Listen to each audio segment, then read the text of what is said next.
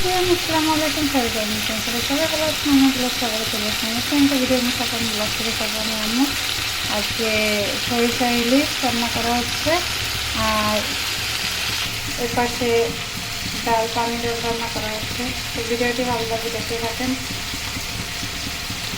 এখন পানি ডালটা বাগা দিয়ে দেবো আর এর পাশে সরিষা ইলিশের পানিটা দিয়ে দিতে হবে। পানিটা তেলটা বেরিয়ে দিচ্ছে, কষানো হয়েছে মাছ। পানি দিয়ে দিলাম, তারপর একটু ছোলার পানি দিয়ে দিলাম।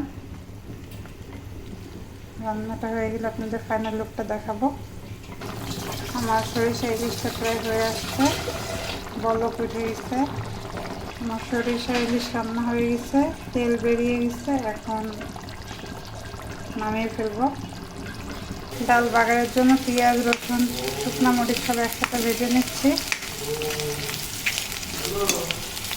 ডালটা বাগার দেওয়া হয়ে গেছে, এখন নামিয়ে ফেলবো।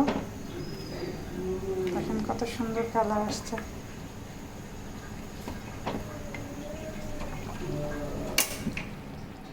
তো এই হচ্ছে আমার সরিষা ইলিশ আর এই হচ্ছে আমার পানি ডাল। তো ভিডিওটি ভালো লাগলে লাইক, কমেন্ট, শেয়ার করে পাশে থাকবেন আর সবাইকে দেখার সুযোগ করে দেবেন। আসসালামু আলাইকুম।